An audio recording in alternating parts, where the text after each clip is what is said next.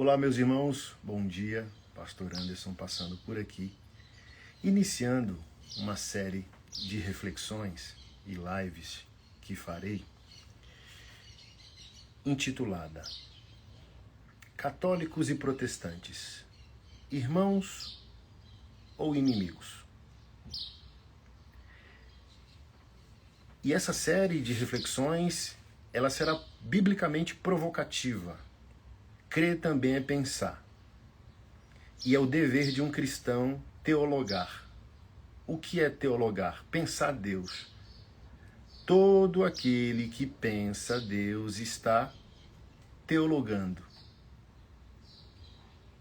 E ao teologar, o nosso dever não é apenas a leitura bíblica, mas a leitura da história da igreja, bons livros, tanto católicos como protestantes, para a gente amadurecer, tornar robusta a nossa fé. O protestante, ele tem um péssimo hábito de querer encontrar versos bíblicos para menosprezar os católicos. Isso é uma fé, em muitos contextos, chega até mau caratismo, de querer forçar algo bíblico que não existe. Então vamos à primeira reflexão e provocação.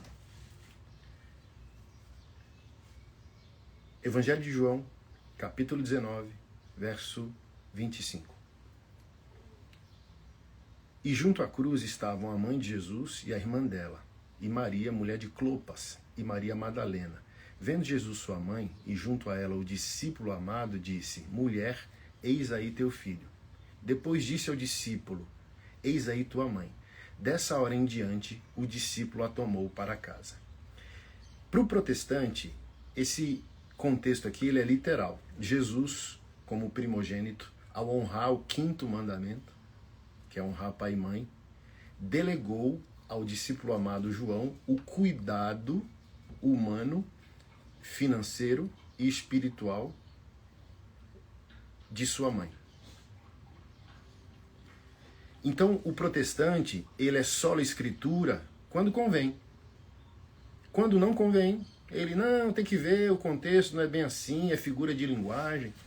Então, toda vez que nós tivermos que supor que aquilo que Deus disse por meio da sua palavra não era aquilo que Deus queria dizer, a gente cria um monte de pressupostos, um monte de variações e relativizações. Então, quando a gente quer, Deus está sendo literal. Quando a gente não quer, Deus não está sendo. Então, olha a bipolaridade protestante que não se aplica, por exemplo, no Evangelho de Mateus, capítulo 16, verso 18. Também eu te digo, tu és Pedro, e sobre esta pedra edificarei a minha igreja, e as portas do inferno não prevalecerão contra ela. Dar-te-ei as chaves do reino. Dar-te-ei a quem? No contexto, a Pedro. O que ligares na terra terá sido ligado nos céus. O que desligares na terra terá sido desligado nos céus. Para o protestante, Mateus 16, 18 não é literal. Aquela velha conversa de Petrus e Petra. Pedro, Petrus, pedra, Cristo, rocha, a revelação, o rema que ele é o Cristo de Deus, rocha. Aí o tanto edificarei quanto o dar-te-ei as chaves do reino, no contexto que Jesus está falando com Pedro. Com Pedro. O protestante diz, não é literal, não é com Pedro que Jesus está falando, é com todos nós, é com a igreja. Não, aqui a rocha, a pedra, não é o Petrus. Aí a gente começa todo um malabarismo semântico, hermenêutico, para poder criar justificativas para menosprezarmos e diminuirmos os católicos, por exemplo.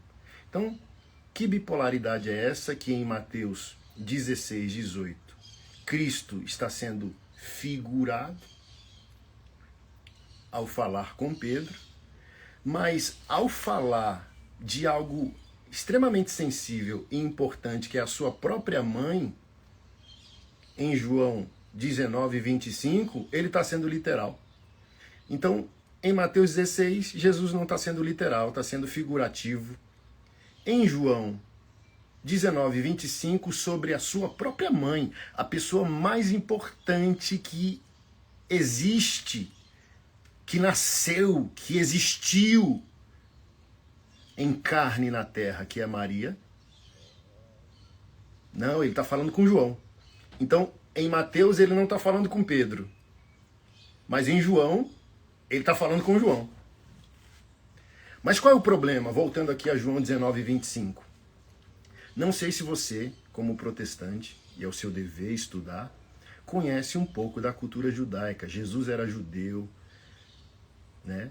A base da igreja do primeiro século é judaica.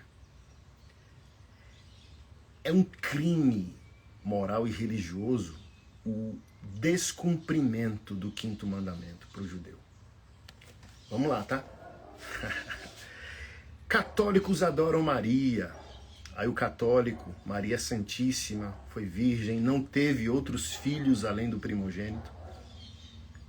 Vamos lá, gente. Para refletir, tá? Se de fato Maria teve outros filhos, Jesus não poderia delegar ao discípulo amado, que não é consanguíneo, o cuidado de Maria e o cumprimento do quinto mandamento. Se Jesus tivesse irmãos, a responsabilidade do cuidado de Maria tinha que ser dado aos irmãos consanguíneos e não aos irmãos de fé. Aqui na descrição do vídeo eu vou colocar só um resumo da gravidade do entendimento judaico sobre o menosprezo ao quinto mandamento. É dever o cuidado e a honra a pai e a mãe, principalmente em momentos de luto e invalidez. Olha só, gente, vocês não estão entendendo. Isso aqui seria um anarquismo, isso aqui seria uma loucura. Jesus, por exemplo, Jesus com 5 irmãos, por exemplo, consanguíneos. E minha mãe, agora a senhora vai morar com a gente, vamos cuidar de você. Jesus não está mais aqui, o primogênito, seu marido também, nosso pai José já não está mais entre nós, voltou para o Senhor. Não. Aí João, um discípulo, o irmão da igreja, chega, não. Jesus entregou a mãe dele para mim. Agora, ela não é mais a tua mãe, é a minha mãe. Então, tu, como filho consanguíneo, não vai cuidar dela, porque Jesus disse que agora eu vou cuidar. Olha que loucura. Então, bota a cachola para pensar, protestante.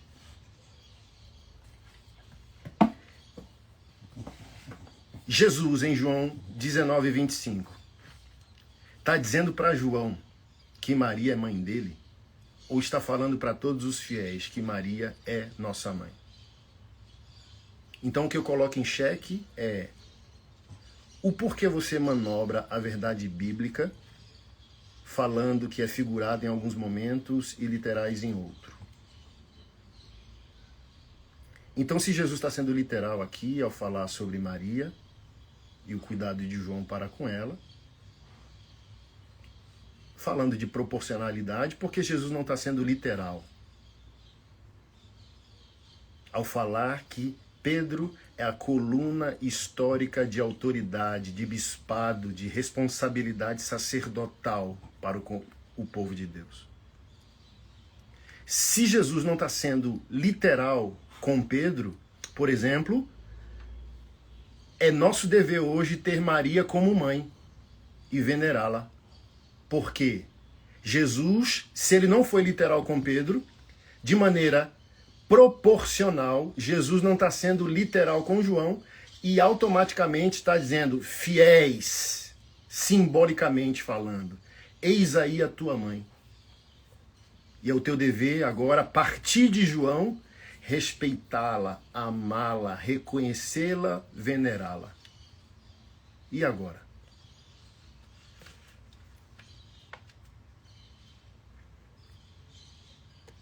Você decide.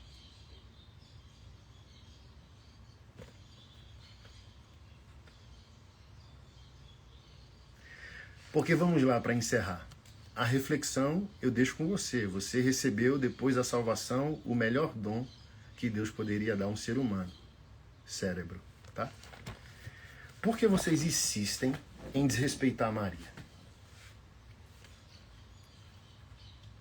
Por que vocês insistem em querer, não declaradamente, afirmar que Maria é somente uma office girl, barriga de aluguel? Deus fala bem assim, eu quero encarnar meu filho na humanidade, eu vou pegar uma qualquer aí para ser a minha barriga de aluguel.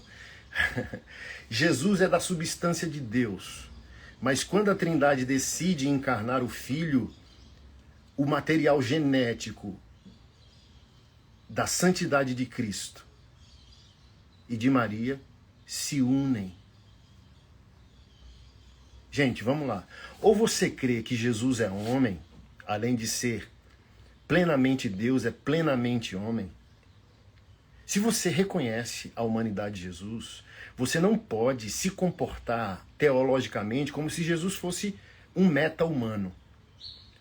Se Jesus nasceu, fez necessidades fisiológicas, número 1, número 2, comeu, chorou, caiu, aprendeu, começou a falar, começou a andar, engateou, estudou, trabalhou, dormiu, cansou, chorou, irou, gritou. Concluímos que ele é um ser humano, ok?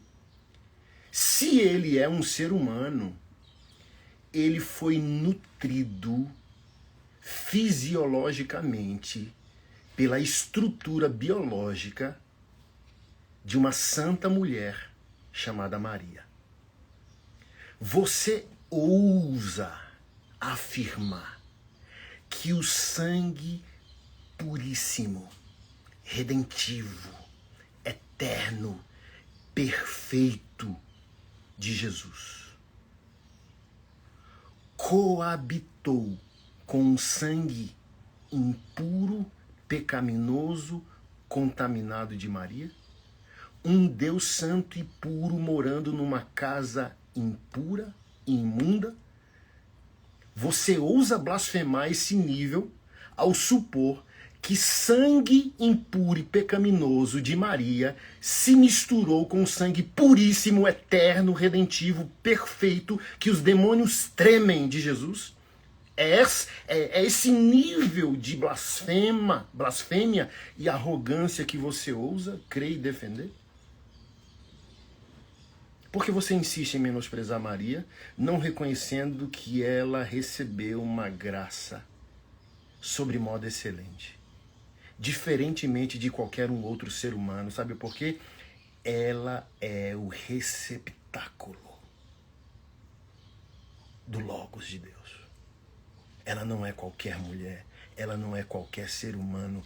A graça que nos salvou na cruz, a salvou por antecedência, por causa da perplexidade da encarnação do Verbo de Deus, do Filho de Deus. Como pode? O sangue perfeito de Jesus se misturar ao sangue imperfeito de Maria, Jesus seria contaminado.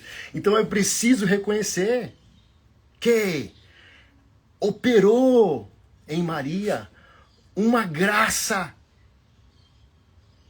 especial que está longe do nosso entendimento, gente.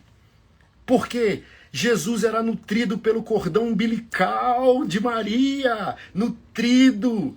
A vida dela era transferida para ele, mesmo ele sendo matéria de Deus, gerado em Deus. Ele encarnou. Ao encarnar, ele não pode ser meta-humano, ele não pode ser X-Men, ele não pode ser supra-humano. Gente, para eu encerrar. Quando Maria recebeu a visita do anjo e ela disse, eis-me aqui, que se cumpra a tua palavra, eu sou serva do Senhor. E ela foi visitar Isabel. Gente, por favor, protestante, pare de ser tolo, pare de ser arrogante, pare de querer entender o que é perplexidade. Quando Maria abriu a porta e disse: oi, prima, oi, Isabel, ô mulher, como que você tá? O bebê no ventre de Isabel salta com a voz de Maria, com a voz de Maria. O bebê não saltou simplesmente por causa de Jesus ou pela voz de Deus. O bebê salta de alegria ao ouvir a voz da Santíssima Mulher. Foi com a voz de Maria saudando sua prima, dando bom dia para sua prima, que o bebê salta de alegria no ventre dela. Maria não é barriga de aluguel. Maria não é qualquer pessoa, não é qualquer mulher, não é qualquer ser humano.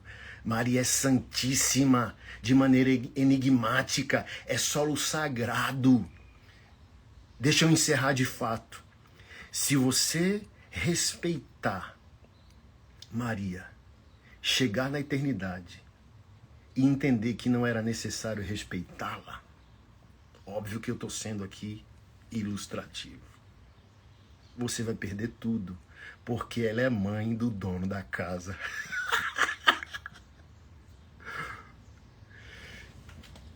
Se você a respeitou e ela não precisar de respeito, você não vai perder nada. Mas se você a desrespeitou e ela era digna de respeito, estima e veneração, não no sentido idolátrico, porque ela não é Deus, mas ela é mãe de Deus. Não, ela é mãe de Jesus. Jesus é o quê? Deus, ela é mãe de Deus. Para de loucura.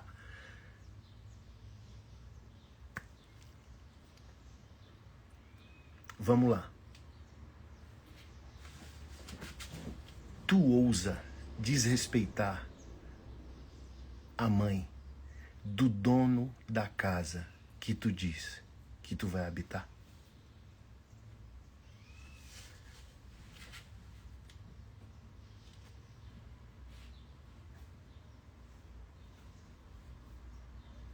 Chega no céu e diz: não, Maria não é nada. Os católicos exageraram. Aí os anjos olhando para tu, Jesus, dizendo: ô rapaz, minha mãe, Maria é mãe do dono da casa. Maria é mãe do dono da festa.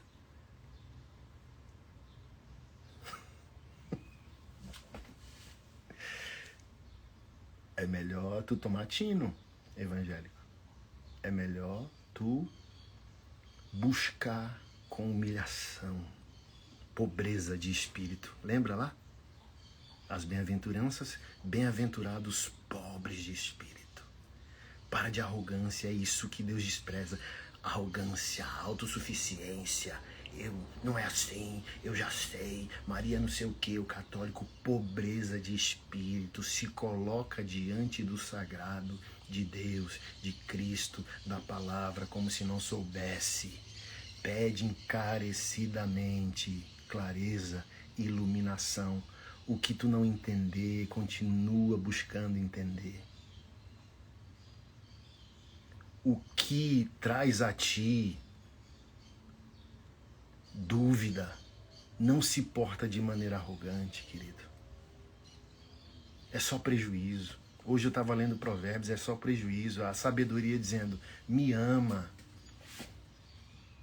Porque a consequência da estutícia, da tolice é muito cara. Aqueles que me amam encontrarão veredas de vida. Amanhã eu faço a segunda reflexão. E sabe qual é a reflexão? Você tomou a ceia do Senhor de maneira errada a sua vida inteira. Porque o protestante disse: fazei isto em memória de mim. E nós comemos pão e tomamos suco del Vale. O católico disse o que Cristo disse, o que Paulo disse: este é o meu corpo. Este é o cálice da nova aliança. Para o católico, Cristo se faz presente na Eucaristia. Para o protestante, é símbolo. E símbolo eu faço de qualquer jeito. Pergunta para você trazer para mim amanhã a resposta. Se a ceia é símbolo e não literalidade, o apóstolo Paulo, em 1 Coríntios 11, ao afirmar que o homem pode se tornar réu do corpo e do sangue de Cristo, como pode Deus punir um homem por comer pão? Deus abençoe. Tenha um dia de grande prosperidade.